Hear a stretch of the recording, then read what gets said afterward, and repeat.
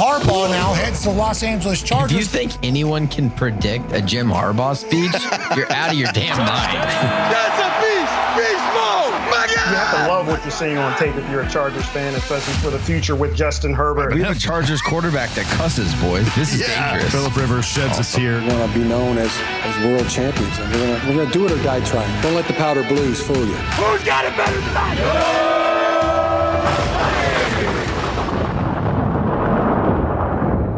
Do you hear that, folks? It's the sound of Raider Week, baby. Welcome back to the Charger Chat. I'm your co-host, Wolldog, sitting with my buddy, Kyle the Coach Duggan. Every day that gets closer to this game, I feel like this burning in my belly that's just getting hotter and hotter. Like might be heartburn. Yeah, it might be heartburn, but I hate this team so much. I know. I hate them.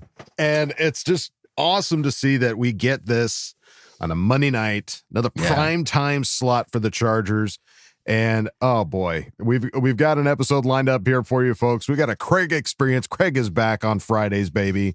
And we've got some bold predictions to make, but let's start at the top here. Let's just talk about the Raiders here, man. It's we were looking at like the depth chart for the Raiders going like, all right, who are we going up against that we know? We know Geno Smith. We know Max Crosby. Yeah. We know Ashton Janty. Yeah. And we know Jacoby Myers. Who else you got? Dude, we were looking through the depth chart. I was like, I don't know any of these names. This like Ashton Janty, the new guy. Okay, he had a normal week one rookie performance. Yeah, it wasn't nothing to write home about. And they got the W against the Patriots. So power to them for finding a way to win. But like you talk about the Chargers, people were putting us down for not having firepower on the offensive side of the football. They are running thin. I think they put a lot of eggs in that Amari Cooper basket when they signed him last second, and then he pulled the Mike. I forgot about that. Yeah, he pulled the Mike Williams and retired on him a day before the season started. And their receiving room, if we don't lock this thing up, man, that's wild because the names in there. I watched a lot of college football. Those names are not on the top of my radar. Let me just say that. Oh, they got Jamal Adams too. He's floating around in there. Yeah. They got converted him to a linebacker. He plays like middle linebacker now. They're trying to turn him into a Deion Henley. Oh, really? He's no Deion Henley. But like, they're an NFL football team. They still got players. Right. But you just look at their roster top to bottom. Look at the depth that they have. Look at the guys in certain positions. It's just if you just look at paper, look at that depth chart. There's nothing that's like, oh God, this is gonna be scary. Shit.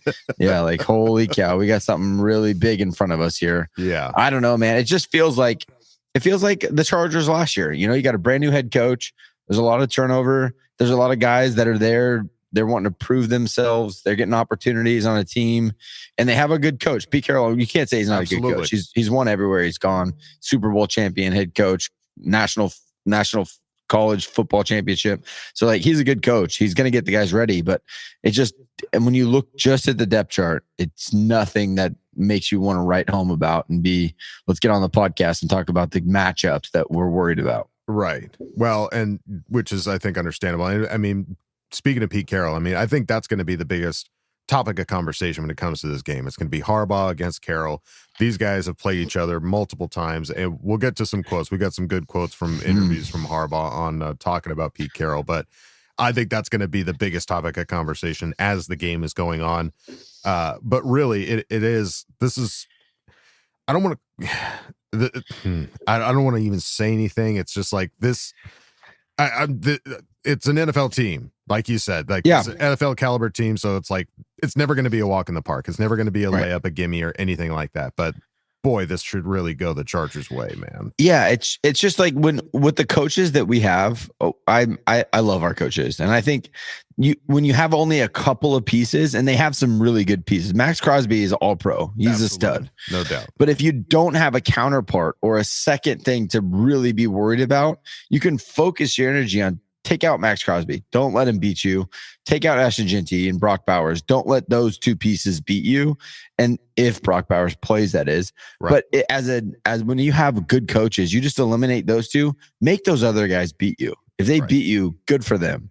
Yeah. But that's where having good coaches that are going to game plan around taking away their best weapons and making those other guys beat you on one-on-ones, that I think is going to play into our hand. Yeah. Janty, to me, is the biggest, like, we got to be able to contain that run. We got to be able to do just what we did with Pacheco in this last game against the Chiefs. And if we can hold Janty to the same kind of production, things should definitely go in our favor. Right. And they know that. Like, they know going into this game, we're playing against a team that's better than us. Mm-hmm. As a head coach, you go into this like, okay, they're better than us. We need to control the ball. We need to run the ball, control the clock. Don't turn the ball over, play conservatively on defense, and just try to hang in there. We just got to stay close. And if we can keep it into the second half close, maybe we can swim them out into the deep end and see what happens. And we've been there. As Charger fans, we have been there. We're like, when we're playing against a team we know is better than us, we got to just keep it close. Maybe something good can happen. And I think that's just where the Raiders are at currently. Yeah, no, I agree. It's going to be a fun game to see in any fashion, because it's prime time. It's Monday night, baby. Obviously, there's been some moves that have happened on the Chargers lately. I think part of this has to do with Denzel Perryman. We signed recently linebacker Kene Mwaga to the practice squad and released Naheem Miller-Hines from the practice squad. He is gone. Don't know that he'll get picked up anywhere. Very well could come back to the practice squad, but for now, got to step aside, move down the bench. Dude, give me the Polynesian guys. We've talked about this. Give me the Kene Mwaga. Yeah. The Hawaiian dude also was a Raider. He was a Raider last year. Yeah. He was a Raider from 2022 to 2024. Come let us know the playbook. Yeah, that DC is still there. What's going on over there? What do those hand signals mean? Can I? We'll see. But then they also recently announced that they are releasing Jalen Reagor from the practice squad / injured with an injury settlement. Now, I don't recall the injury that Reagor incurred, I assume during the preseason, because he was looking fine. Yeah, I think he was injured. Oh, injured. Yeah. Got it. It just feels like it's got to be some jargon to get him, pay him a little bit when you put injury settlement. Right. Is there some kind of money involved? Is that a better way for the team to get him off of the practice squad because he's a vet? I don't know. There's so many stipulations that go into the practice squad and what all those transactions look like. Feels like, and I'm just going to believe that Tommy T is cooking. Whoa. Not Tommy T. Not Tommy T. Chef Ortiz. Tommy T didn't cook. No, you can leave it in. Tommy T didn't cook nothing. No. Tommy T's cooking on the sideline because he's not even a part of an NFL organization. Tommy T's anymore. cooking at McDonald's down the road right now. He ain't. Yeah. Chef Ortiz is cooking. And that's why the lingo of injury settlement was just a way for him to better the team. Well, and they're so tight-lipped about injuries in general, especially during the preseason when they don't necessarily have to disclose. It was an undisclosed injury from what I'm seeing. Yeah. And they're just like, all right, here's a settlement. Go on. Because honestly, in the wide receiver department, we're pretty stacked right now. We've got some good depth going on over there. We have a lot of wide receiver depth for sure. Big time. Because, I mean, looking at the injury report, blessedly, not very big. On both sides of the ball, or both teams. Elijah Molden had a hamstring injury. He's limited. Perryman, obviously dealing with the high ankle sprain, did not practice. They haven't placed him on any injured reserve or anything like that. So not sure what the plan is for him in that regard, because that's usually like a 4 to 6 week recovery. Delshon Phillips dealing with a toe injury, did not practice Thursday. And then Tarheeb still showing up on the report with a calf injury, but he was limited. So we like the limited better than the do not practice. And the Raiders, they've got linebacker Landon Roberts with an elbow injury, did not practice. But the big name on that side right now that everybody's keeping an eye on to see what happens is the tight end, Brock Bowers, their newest tight end. And He did not practice. It was a knee injury. We watched the play that seemed to cause the knee injury. We're not necessarily sure what happened with the knee. It looked to be bent in a little bit. Yeah. Tried to play on the next play and kind of hobbled off. So don't know. Yeah, it's too early. Unfortunately, because it's a Monday night game, when we record these on Thursday, we only have 1 day of injury report. Right. I don't think he's gonna. I don't know. I think it's too early to decide. Anytime you're just not practicing at all, it's not a good sign. Like on our injury report, Denzel Perryman not practicing. In my head, I go, okay, he's not going to play. Delshon Phillips not practicing. I go, maybe, but probably not.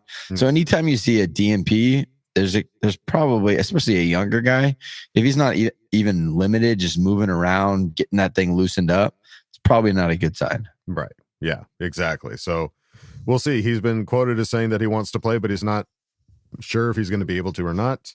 Only time will tell, and we'll see if that. I mean, that's a crucial piece for them if they want to. If they want to come and hang with the Chargers, because looking at these game preview picks, it's a lot of powder blue. There's one. Maurice Jones-Drew is the only holdout there with a 1-point game. How the turns have tabled. That's crazy so week to week. It's the exact opposite of last week. Yeah. We had what was it, Wolfson? Yeah. No, I can't remember the gal that said that we would win, but yeah. Yeah, we had one pick us. Now one's picking the Raiders. Let's just prove them right this week. Let's go out there and prove to them that we're a good team, that we're going to go out there and take care of business with the teams we're supposed to. Yeah, because these are some handed wins. This is a 10-point difference prediction here. 3 to 10 points. So let's hope, baby, that the Chargers come out Monday night in Vegas as well. That would just be even better. Just to pop them in the mouth in Vegas. Yeah. A couple quotes, obviously. A lot of interviews with Jim Harbaugh and Pete Carroll in regards to going up against each other in this upcoming game. One of those comes from Eric Smith, who said, I asked Jim Harbaugh about his long-standing rivalry with Pete Carroll. A great answer from the Chargers head coach. He said, that's expected and pretty well documented. He's a great coach, one of the best, a lot of respect.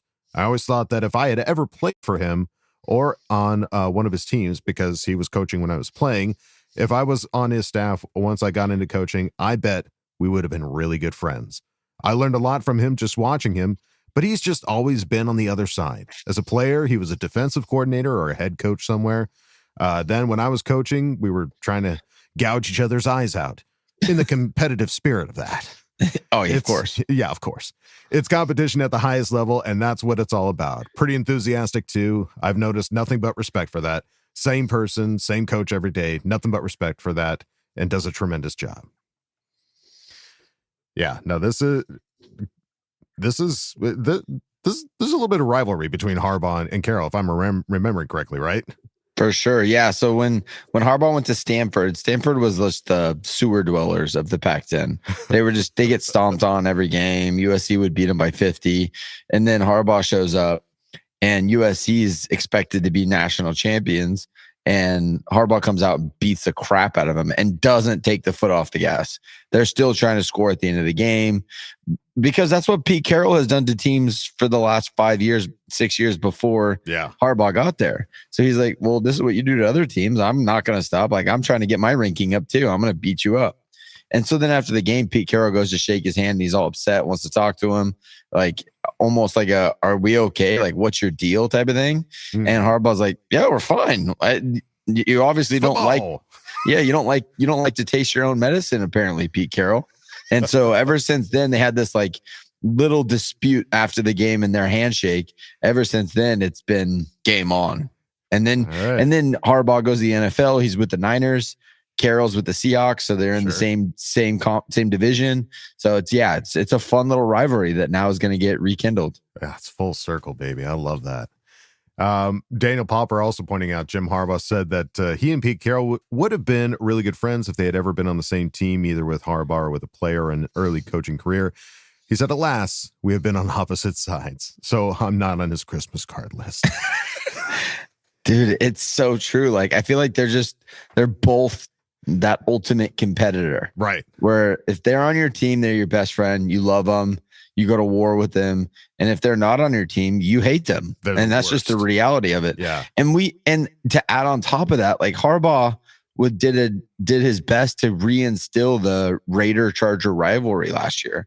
Right. Like talking about how this is not just another week. This is Raider week and we're going to get after them. And he played as a Charger and knows that rivalry. So it just takes that rivalry they already had and just notches it up a level. I love it. Always just kindling the competitive fires. And now we get to see it all unfold on Monday Night, baby, on the big stage. And we'd also love to see you check out our sponsor this week, Underdog Fantasy. Football is back, and Underdog is the best place to make picks and win money all season long. Playing on Underdog is easy. Just pick whether your favorite player will go higher or lower on stats like touchdowns, receiving yards, interceptions, and more. And I mean, it's kind of crazy. Like I put my picks together for the Charger Raiders, and you can even pick like rush attempts. Like just how many times like they're going to attempt to rush the ball, especially for somebody like Justin Herbert, who we just saw in this last game, rushed quite a bit. So I'm picking higher on rush attempts for Justin Herbert. And we'll see if that ends up paying off. But I mean, it's pretty dang fun, folks. I got to tell you, it really makes the games more interesting when you're like, let me throw $5 at this and then see if you can get 40 or 50 out of that. Yeah. So definitely go check it out. Underdog Fantasy. Download the app today and sign up with promo code CCHAT to score $50, 50 bones in bonus funds when you play your first $5. That's promo code CCHAT. Millions of fans have already won billions making picks on Underdog. Will you be next? Underdog, make picks, win money. Must be 18 or over 19 in Alabama and Nebraska, over 19 in Colorado for some games, over 21 in Arizona, Massachusetts, and Virginia, and present in a state where Underdog Fantasy operates. Terms apply. See assets.underdogfantasy.com/web/play and get terms _DFS_.html for details. Offer not valid in Maryland, Michigan, Ohio, and Pennsylvania. Concerned with your play, call 1-800-GAMBLER or visit www.ncpgambling.org. In New York, call the 24/7 Hope line at 1-877-8-HOPE-NY or text HOPE-NY to 467-369. And after you're done making some fun little picks to make these football games even better, you can go on over to our Patreon, patreon.com/ChargerChat. And if you happen to be over there on Patreon, guess what? We're doing another live stream this Monday. Kevin and I hanging out in the Duggan Dungeon, watching the game, and it's going to be fun, folks. So definitely swing on by patreon.com/ChargerChat. And if you don't want to go over there, it's totally fine. Go on over to our regular website, chargerchat.com. Check out all the cool stuff we got over there. T-shirts, hoodies, and stickers. Chat it up with other Charger Chatteteers in the member section. Ask questions and ask Bull Fam. Go check it out, chargerchat.com. And if you're watching this on YouTube or some other subscribable type platform, just hit the subscribe button. It means the world. It helps us out. God, please, come on. All right. That was a lot, Wooly. It's getting longer every time we do it. There's always something to talk about, but that just means, folks, it's time to go on to the next segment. You know them, you love them. It's the Craig Experience. Oh, yeah. Oh, yeah. Come on in, man. Kick your feet up. Oh, Craig Experience. hello there. Make yourself at home. Got some stuff to talk about, right? Moving on.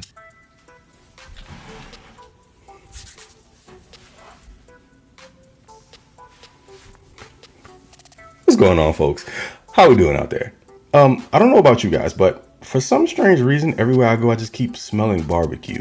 Now, I know I live in Texas, and that's sort of a thing here, but the aroma I'm getting it's more of a Midwestern scent. Just a little more charred, almost burnt, if you will. But, you know, anyways, folks, y'all saw what happened last week on Friday, and I won't belabor the point. It's been almost a full week, or it has been a week to this point, so we won't stick and stay on this too long, but I gotta give you my thoughts on it. Like, we saw our Bolts beat up on the Chiefs in a home game in Brazil where the NFL Shield was at midfield, and both teams' names were in each end zone. And there was also a very large contingent of international Swifties that made their presence known in, Corinthians Arena, I think? Anyway, but all of that to get worked and find themselves in last place in the division after a week where every other AFC squad tallied a mark in the dub column. with the exception of the Chiefs. But it just feels great. I mean, I can't really express it the way I want to because we'd be here all day, but y'all get the point. Anyway, y'all know who it is. It's your guy Craig in Texas, and welcome to this week 2 edition of the TCE. Man, don't it feel good. Let's get to it. We have to start this out by talking about our boy because he went full Herbinator. I mean, we got to see Herbo unleashed, and we saw him show off like some of that special stuff that made that run, well, actually, all pun intended, to the Rose Bowl in 2020, his senior year in Oregon, possible. We got to see that on display in the NFL. This version of 10, like, if he keeps this up, could unequivocally vault himself in the top 5, maybe top 3 signal callers in the league talk. And I'm all about that. To me, he's already fringe top 5 right there anyway.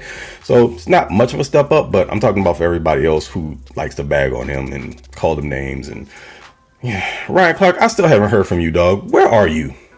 Are you off this week? Did you take vacation? If I just so happen to miss you, I don't know how, but you got to pop up somewhere, man. We got to talk about this. I need to hear you give that same type of energy, but I know that's not what y'all do. You bag on folks and you kind of like fall off of it.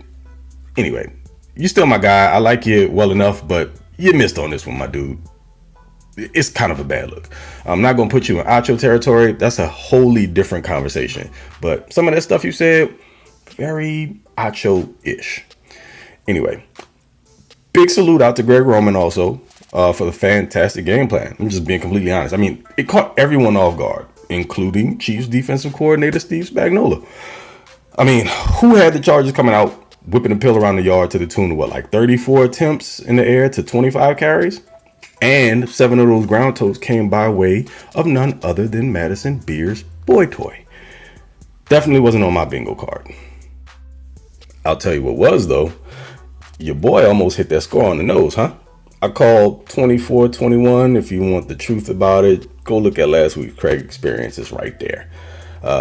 Also said Herbo and Slay would probably try to get that old thing back just a little bit with like Slay getting 6 to 8 targets. And lo and behold, Herbs really missed him because he went to the Keenan well 10 times. But you want to know what the best part of the win was? And I'm sure a lot of you guys out there agree with me. It was Herbert finishing off the game in very Mahomesian fashion with that back-breaking, I think it was 19-20 yard gallop to seal it. Just poetic justice. Wow, chef's kiss. But speaking of Captain Prancy Pants over there, he got his rocks off with like this BS shoulder bump to Dante Jackson, which when I saw it initially, I thought it was a bad look for Jackson. I just thought he got trucked. But during the lightning round after show, after hours, Garrett brought it to my attention that Mahomes did that Mahomes thing where he pretends like he's going to go out of bounds, and at the last minute, he gives him like the shoulder and it throws everything off. It's just a bad look. So it sucks. But you know, thanks be to Troy Dye. Mostly because he bought that right analog stick of truth to Kermie twice, and I loved every second of it. I wish he could have gotten it off again. I was really afraid he was going to get penalized for it, but nah, it wasn't to be. So, buddy, you might have won 1, but you definitely lost on 2 of them. And eventually, someone's really going to try to put the beats to you for doing that. And I saw Troy making the first attempt, so at least he got you warmed up. And now other players see that they can actually tee off on you in the open field. Yeah, you might want to cut that out, and soon. And as difficult as it is to leave that game behind, because, I mean, it was only a week ago, and it was the Chiefs. And I would love to bag on them for much, much longer. As far as like my friends, like one of my best friends, huge Chiefs fan, his dad played for him. He's getting it all the way through till the next matchup. And my mom is a quote unquote Chiefs fan, but she's really a Mahomes fan. And I also find it interesting that she didn't actually call or text me after the game like she normally does, you know, in the last, 7, 8 matchups that the Chiefs have won. Yeah, I didn't get that call from her. So I made sure to reach out to her the next morning just to make sure, you know, everything was cool and talk to her about it a little bit. But anyway, it's Raider week, so we got to move on, shall we? Definitely got to keep the momentum going. I mean, I don't necessarily think this is going to be a layup game per se, but I do believe there's an opportunity for the Bolts to like jump out on the Raiders early, maybe force them to rely on Geno Smith's arm. And Buddy does love getting his Kris Kringle on if he's given the opportunity. So I'm kind of curious as to what the game plan is going to be also to neutralize Max Crosby.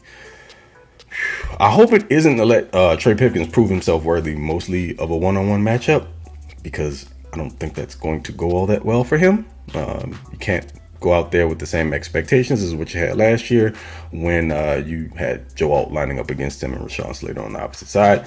Different ball game this time around. So I do expect a fair amount of chipping, whether it be from the tight end spot or maybe even a bit of slot help every now and again. And then moving on from there, which rookie first round running back is going to show out? I mean, neither Omarion Hampton or Ashton Genty had huge games last week, but I like what I saw from Hampton in pass pro specifically. And he also showed what he did in his North Carolina days. I mean, when a dude sees the hole and gets north and south, somebody's going on an all expense paid trip to Painesville.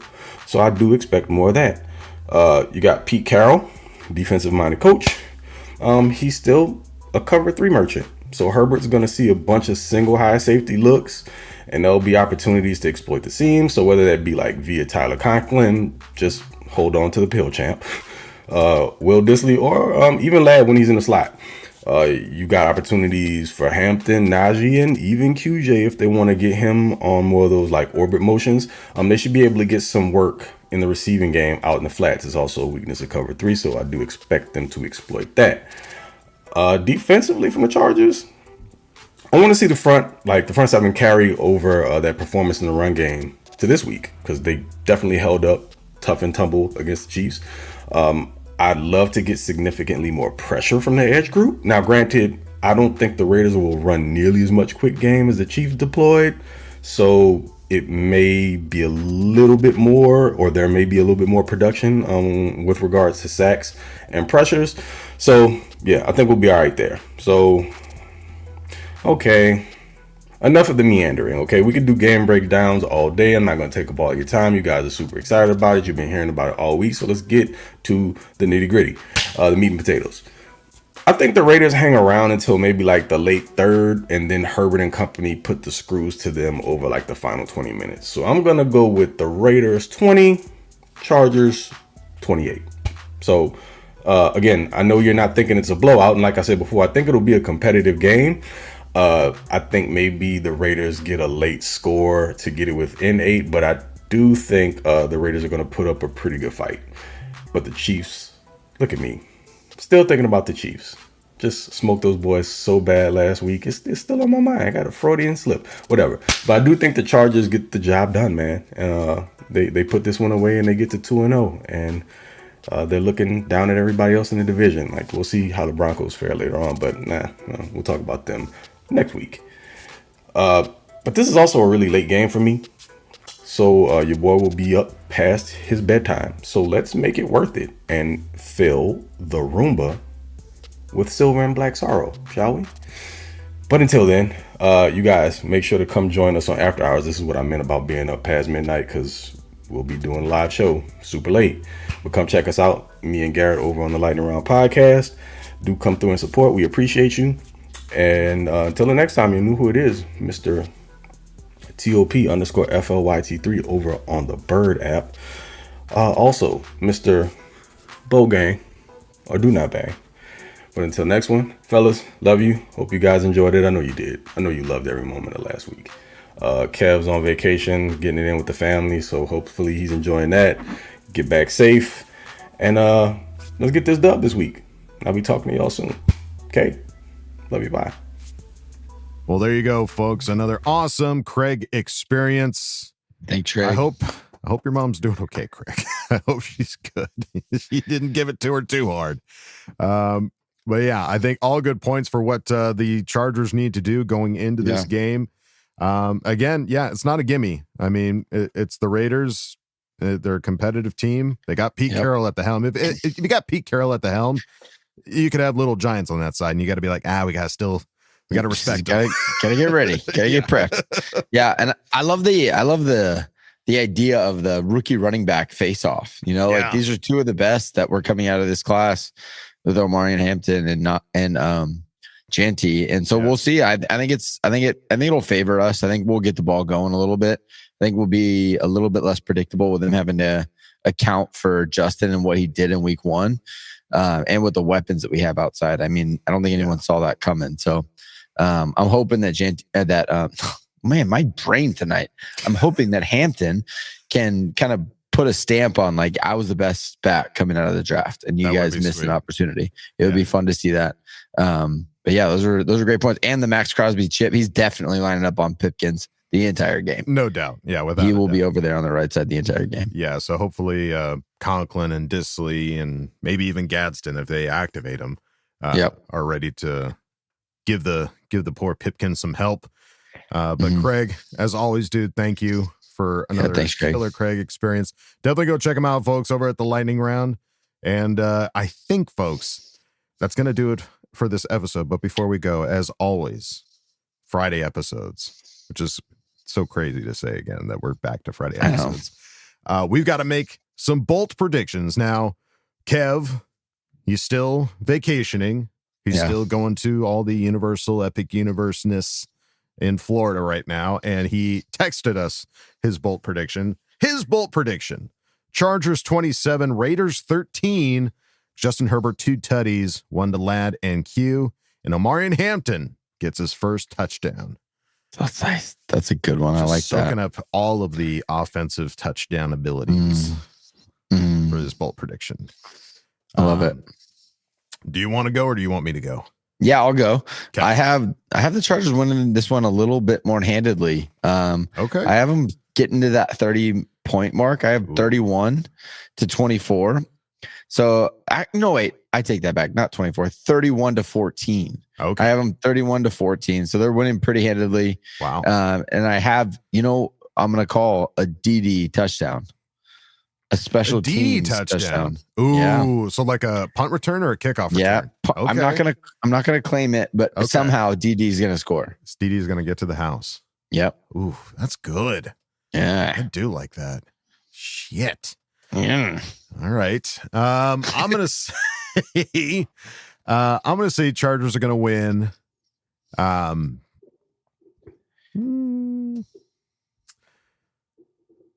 Yeah, let's go 24. Let's go 24-10. I think Chargers are going to win. They're going to keep them to 3 most of the game and then maybe give up a garbage time touchdown.